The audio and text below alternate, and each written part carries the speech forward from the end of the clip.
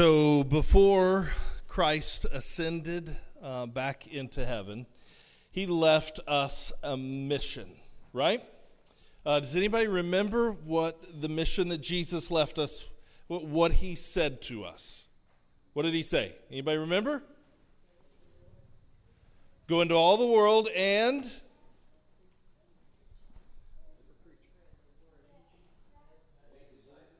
preaching, yes, making disciples, baptizing people in the name of the Father. Well, but where did he say to do that? Yeah. Everywhere, right? Not just right here in Park Hills, but everywhere. Do you know where everywhere includes? Hawaii. Everywhere includes Hawaii. Anybody ever been to Hawaii? Why'd you go? Vacation? Anybody go for any other reason besides vacation? You went to get away from COVID? Oh wow. That was. So you were quarantined. Great place to be quarantined, right? So I want to introduce you to, these are brand new missionaries with North American Ministries. This is Dylan and Katie Brazel. Am I saying that right? Okay, it's not the Brazils. It'd been cool, though, if you would have went to Brazil. Anyway, this is Dylan and Katie Brazel. Will you give them a First Church welcome? Oh, yeah. Well, good morning. Brother Josh, if you'll stay up here just for a second. Miss Becky, you can come up here. I can stay up here. Just for a second. Now, in Hawaii, gifts are very customary. It's a very gift-giving culture. And we just wanted to, this one. Okay, here we go. We just wanted to give these gifts today for allowing us to come. A couple of handmade leis made by my beautiful wife, Katie, over here. Yes. So thank you for allowing us to come. And so where are we at? So I want to introduce my family first. I'm Dylan. This is my wife, Katie, and this little dude right here is our almost 8-month-old Asher. You say hey. So, there we go. All right. So, I want to start out by saying it is illegal. Did you know that it was illegal to laugh out loud in Hawaii? It's got to be aloha. Laugh. No, I'm a father now, so I had to have to practice my jokes. So yes. I have there we go. Yes. So we are working with Free Will Baptist North American Ministries. I'm sure I saw on y'all's table out there in the foyer that y'all have had several missionaries come. Saw my friend Bradley Mercer's card out there. But we are working with the Home Missions Wing of Free Will Baptist North American Ministries. And this picture down here at the bottom is the logo for the church that we are going to start. It is Ho'omana Church, Ho'omana Fellowship. And the significance behind the name Ho'omana is it pretty much translates to worshipers. We want to be known as the worshipers of our Creator. And if you'll notice our logo here, the H is supposed to be a man with his arms raised in worship, with his head and everything. But that is what we're going to start. It's not started yet. My team is still raising funds, and we are not out on the field yet. So our team, I am one of the associate church planners. If you could go to the next one, please. So we have Armin and Yvette Jordan. He is our lead pastor. This was his call about, I think it was about early May. I got a call from him, and me and Armin go way back to about 2018. He was my E-team leader to Tokyo, Japan. I don't know how many of you know what E-team is, if you send anybody, but it is for high school students put on by our International Missions Department for them to go travel and see what life is like as a missionary. But he was my leader for a trip to Tokyo, Japan, and me and him got really close. And a few months ago, he called me, and my wife and I prayed about it. Now, I have had so we worked at a church in Bowling Green, Kentucky, and I had several calls on whether or not, or several offers for me to come and be like youth pastor, stuff like that. We've prayed about each one of them. None of them felt right. But when Armin called and offered us to come and work with him, Katie and I prayed about it, and it felt completely different than any of the other offers. And so we started the process with North American Ministries, and here we are now. So Armin is our lead pastor. The other family there you have is Russ and Eileen Hilton. He will be our executive pastor, and he'll be going through like all the administrative stuff and everything like that. And I am what is considered our next gen pastor. That has a couple of different meanings that I will explain here in a little bit. So, I want some audience participation. What do you think of when you hear Hawaii? Comes to mind? Sunshine? Little Grand Canyon? Oh, yeah. I haven't seen it. So I want to be upfront and honest with you. I have not been to Hawaii yet. We are planning a trip here pretty soon that we are hoping I'll be able to go out and see it for myself. I'm excited to get there and check it out. But what else? What else we got? Volcanoes, yes. The island we're going to has one that is currently erupting right now. What was it? I thought I heard the one I'm looking for. Looking for one specific one. Palm trees, nope. Beaches, starts with a P. Huh? Pearl Harbor. That's not one I get a whole lot, surprisingly. But no, it's not that one. You get it? 3, 2. Someone may have said it and I just may not have heard. Not that one, but that's one I have not got yet. So the word I'm looking for is paradise. So Hawaii, it's paradise, right? It's like beautiful beaches. So if you don't know where Hawaii is, it is way out in the middle of nowhere. The closest place would be California, and that is 2,500 miles away. So about the distance of the continental United States from the United States. And then you have Tokyo on the other side, about 3,000 miles away, and then Australia down to the southeast, about 4,000 miles away. It is the most remote populated island or populated place out there. So when a lot of people think of Hawaii, they think of the Honolulu island, Oahu. That's where Pearl Harbor happened. That's where all the pretty white sand beaches are. That is not where we're going. We are going to the big island of Hawaii. And we lost the picture, but that's okay. No, it's all right. So the big island. Let me see. you probably couldn't figure out which one that was, right? I'm just kidding. But yes, the big island. This is what is known as Hawaii Island. So each islands have different names. This is Hawaii. And we are in the city of Hilo. Hilo is not a big tourist area.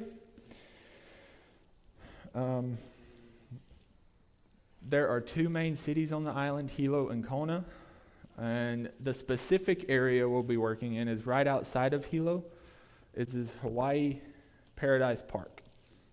Now, something about this is it is the largest, or it is on track to be the largest suburban area in the United States. It is about 15,000 people right now, and they are projecting that within the next few years it will be up to 35,000 people. So there is plenty of work that needs to be done in this. But we're going back to Hawaii. Paradise, right? Let's look at these pictures. Look at this beautiful sunset, these beaches. Beautiful mountain, beautiful landscape. Now this next one, this beach, this is not on the island. This is on Oahu. This is in Honolulu. This is Waikiki Beach, but this is what everybody thinks of when they think of Hawaii. Beautiful beaches, all that, right? And then this house, this beautiful house. Like, wouldn't you love to live in that house? Out in the jungle, maybe just a short walk to the beach. But Hawaii has people just like everywhere else. So I want to show you the reality of Hawaii. What we see is, in like movies and media and stuff, is the beautiful parts. But the reality of Hawaii, that beautiful house, this is what most of the houses look like in Hawaii. Just normal, everyday houses for people to live in. Looks just like your neighbors.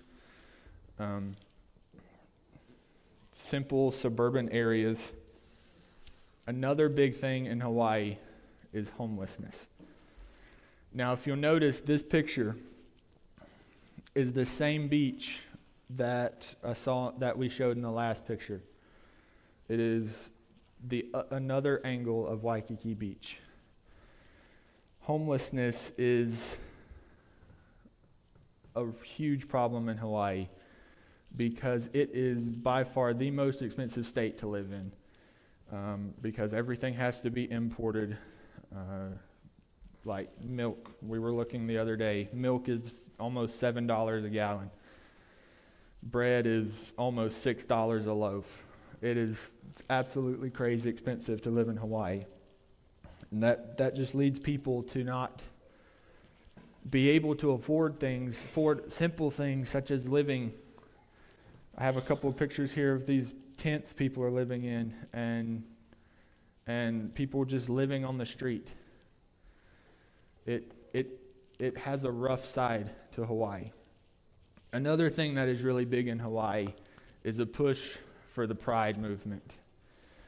And to prove my point, one thing about these pictures, notice the website at the bottom of this flyer here. Hawaii Island LGBTQ Pride. So I got these pictures from a website that is specifically meant for the island that we are going to. That is how big of a push it's making in where we're going. There's just a couple of pictures of the people in Hawaii that I got here. And like this parade picture, like it's from Hilo. But I'm trying to show you that Hawaii is just like everywhere else. It has its problems just like us. Homelessness, alcoholism, poverty, divorce, which divorce leads to broken families. So I'm going to give you some facts I've been giving you facts, but I'm going to give you some statistics about Hilo and about the state of Hawaii. So what do you think the biggest religion is in the state? Any ideas? Do what? Buddhism? It's got a big hold, but it's not the biggest. Any more? You can go to the next one. Muslim? Not really. Not surprisingly. It doesn't have a big hold. So the percentages on the religions in Hilo are, you have about 10% of that Eastern philosophy, the Buddhism, the Hinduism, all the New Age rocks. This rock is going to protect me and stuff. People go there for that, like because of the volcano and everything. There's a big spiritual aspect, and with all these Eastern religion influences, a lot of pantheism. God is in everything. God is everything. I am a part of God. Stuff like that. 15% would be what we would consider bad gospel. So it's people who consider themselves Christians, but do not teach Christian doctrine. So think Mormonism, think Jehovah's Witness, stuff like that. The next is Roman Catholicism. It's about 20%. So it's not like there isn't a Christian influence in Hawaii, but there is some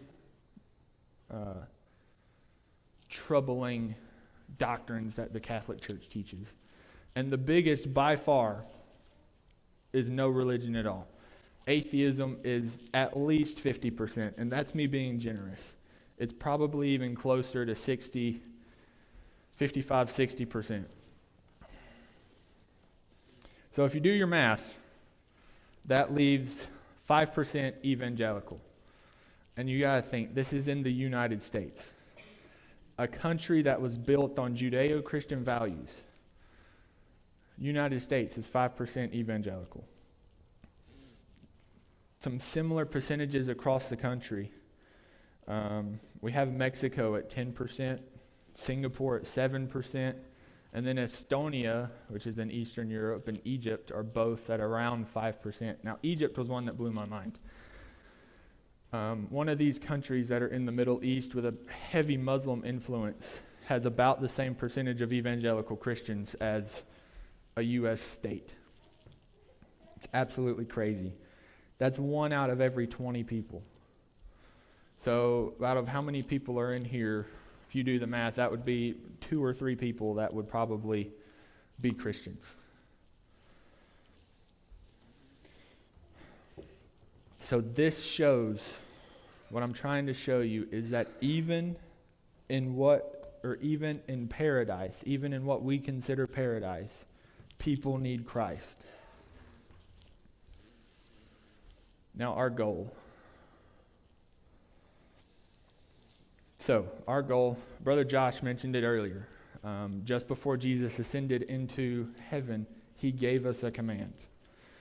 And Jesus came and spoke to them, saying, "All authority has been given to me in heaven and on earth. Go therefore and make disciples of all nations, baptizing them in the name of the Father and of the Son and of the Holy Spirit, teaching them to keep all that I have commanded you. And behold, I am with you always, even until the end of the age."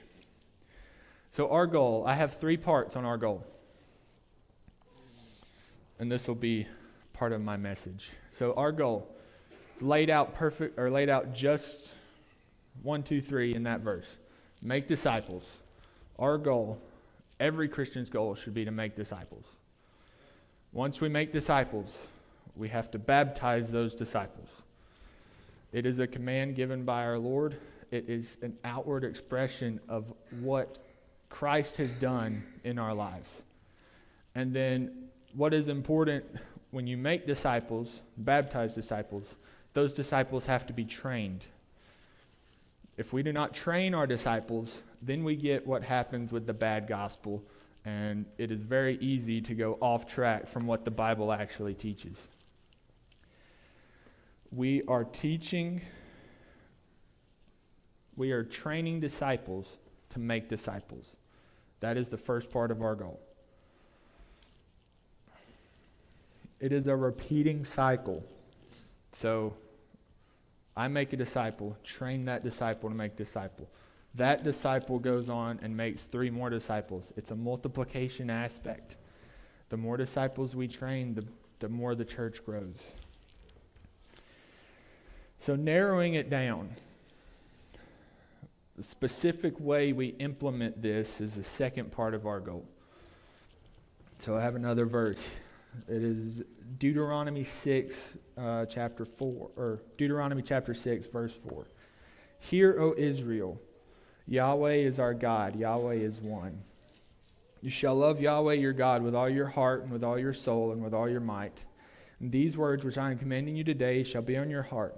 You shall teach them diligently to your sons, and shall speak of them when you sit in your house, and when you walk by the way, and when you lie down, and when you rise up. You shall bind them as a sign on your hand, and they shall be as phylacteries between your eyes. You shall write them on the doorposts of your house and on your gates. So, how does this Old Testament command apply to our New Testament church today? And I'm focusing specifically on verse 7. So how this applies today is generational discipleship. We want to have a focus. We want to have a focus on generational discipleship, on discipleship in our families. So, yes, it is important to bring our acquaintances and friends to Christ. I'm not saying that. I'm not saying that's not important. That is one of the best things we can do for our friends.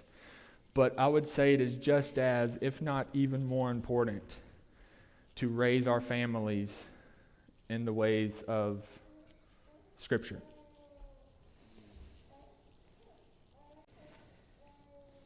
We want this to go through generation of families on the island of Hawaii. We want a lasting impact on the island of Hawaii, but we also want an impact in the entire state. So we want grandparents to be teaching parents who teach their children, who teach their grandchildren, who teach their great-grandchildren for years and years to come. That brings us to our last point.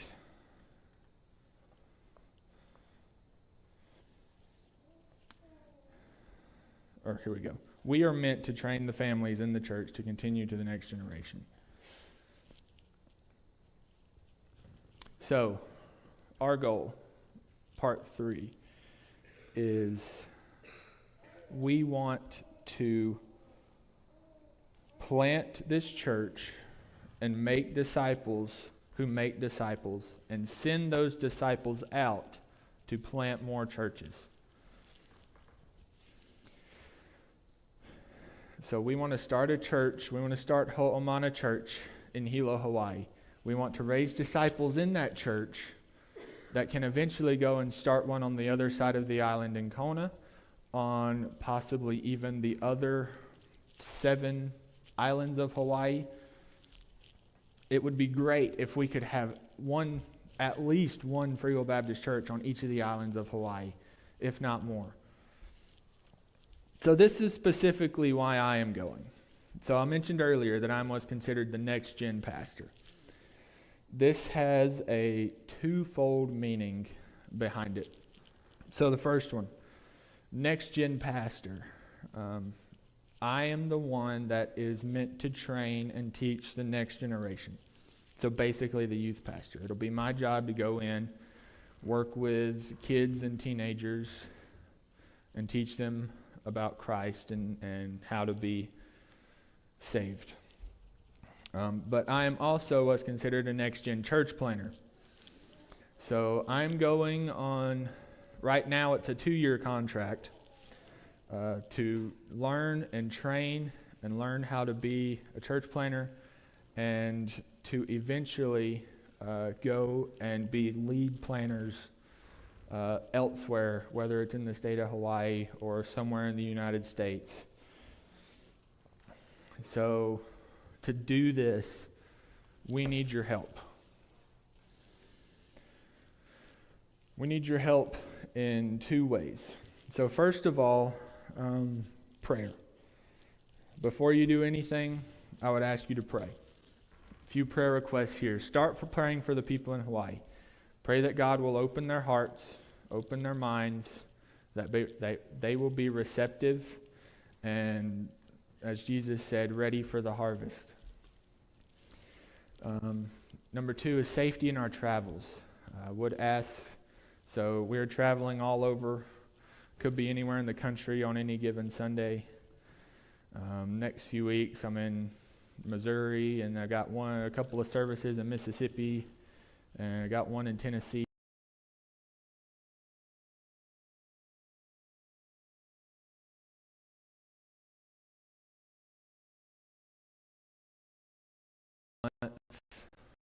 Or I guess it's still November. Just pray for safety, traveling the road, everything like that. It's rough. And then just in a minute, and a car. Just pray that our car keeps running. We are not in a good car situation right now. It runs, but not great. So just pray for that, please. And so finances. This is how churches across the country can do their part in helping fulfill the Great Commission. Not everyone is able or called to leave their home and travel across the country, which is great. Everybody has their own calling. Everybody has their own vocation. But I also believe that everyone is still called to fulfill the Great Commission where they're at. And as Brother Josh was saying earlier, that not only is it Jerusalem and Judea, but it's also Samaria and the uttermost parts of the world. And Hawaii, although it is the United States, could probably be considered the uttermost parts of the world as well, because white people are a minority there. There is a huge Asian and Filipino population in Hawaii. But this is how you can partner with us. This is how you can help fulfill the Great Commission, is financially with us. I don't mind telling you, I have $8,000 in monthly support to raise.